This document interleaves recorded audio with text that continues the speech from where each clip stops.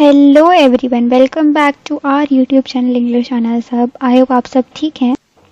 आज की वीडियो के अंदर हम करने वाले हैं सेम 4 का DSC 10 जिसका नाम है अमेरिकन लिटरेचर। इसके अंदर हम चैप्टर करेंगे बाटल बाय द स्क्रिवेनर। इसको लिखा है हरमन मेलवाइल ने। तो चलिए पहले अपने ऑथर के बारे में थोड़ा सा इन्फॉर्मेशन जान लें। हरमन मेलवाइल एक अमेरिकन नॉवलिस्ट, शॉर्ट राइटर और पोएट थे अमेरिकन रेनेसां पीरियड के। इनको बेसिकली जाना जाता है इनकी नॉवल मॉबी डिक, जो कंसिडर्ड है greatest American novel ever written. Melville के वर्क उनकी लाइफ टाइम तो अप्रिशिएट नहीं हो पाए, बट अब उनको as a greatest American writer माना जाता है। मेलवाइल के और भी वर्क्स हैं जैसे कि बिली बर्ड, बेनिटो।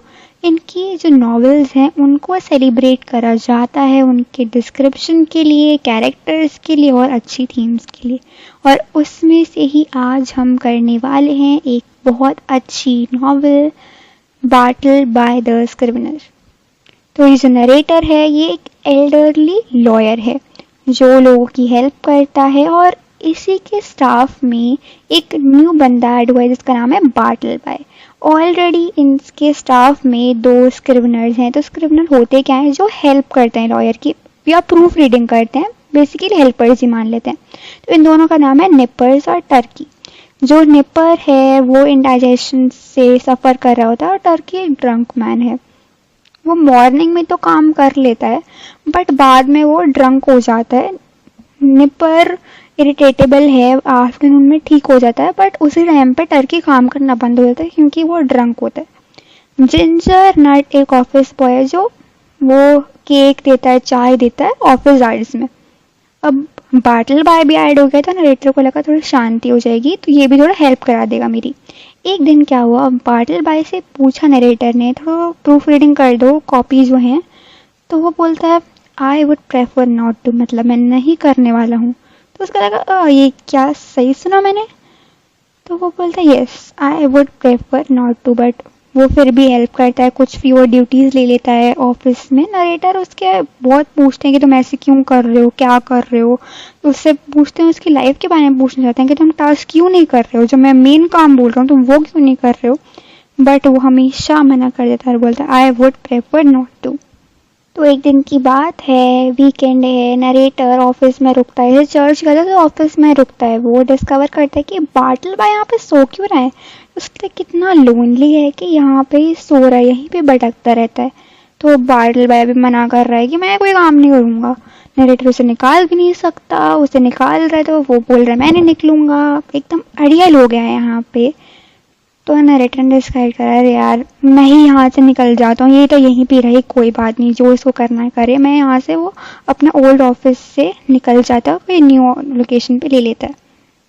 तो जो न्यू टेनेंट्स हैं वो बोलते हैं अरे यार इस बाटल बाय को समझाओ, ये यहाँ से जा ही नहीं रहा है। तो बोलता मैं ये मेरी बात नहीं सुनने वाला, मैं नहीं इसे कुछ बोल सकता। तो नरेटर सोचता है कि क्या ही करूँ मैं। तो बोलता है चलो थोड़े दिन की छुट्टी ले लेता हूँ, ये मुझे दिखेगा भी नहीं, ना इसकी बातें होंगी मेरे आसपास, बहुत बातें कर ली मैंने इसकी। तो जब वापस आ रहा है तो उससे पता चलता है कि बाटल बाय को अरेस्ट हो गया, मतलब वो प्रिजन में चला गया, एक पता नहीं कैसे। तो जब नरेटर बाटल बाय को फिर से देखता है तो देखता है कि जो बाटल बाय की और ज़्यादा दुखी आदमी इधर हो गया है। तो नरेटर के अंदर का भी दुख बाहर आता है। वो बोलता है क्या ही करूँ मैं इसके लिए, चलो मैं कुछ कर देता हूँ। एक टर्न की है जो वो उसे ब्राइब करता है कि जाओ इसे खाना खिलाते रहना, मरने मत देना, जिससे ये ठीक रहे, बाहर आएगा मैं बात कर लूँगा इससे। जब नरेटर कुछ दिनों बाद फिर से आता है तो उसे पता चलता है कि बाटल बाय की डेथ हो गई। क्यों?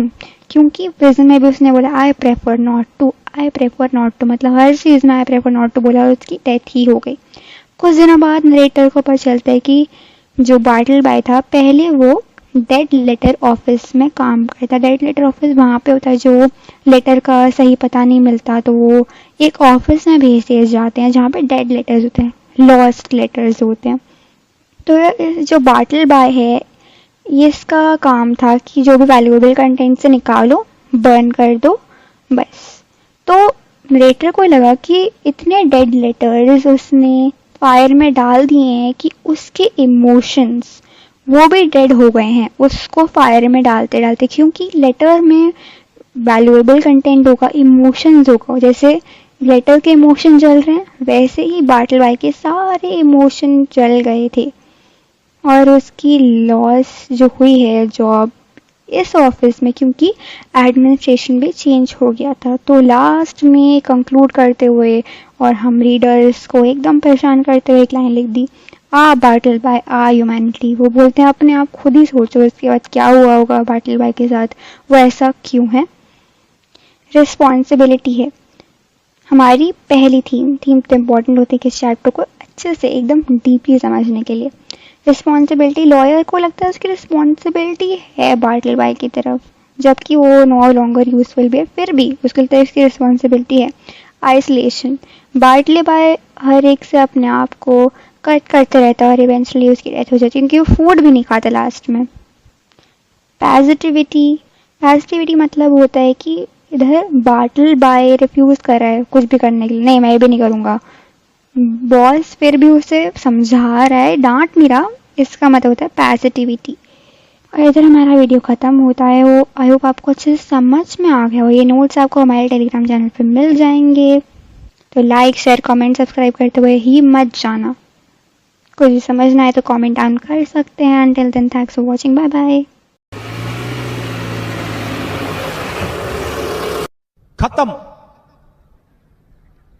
Bye bye, tata, good bye.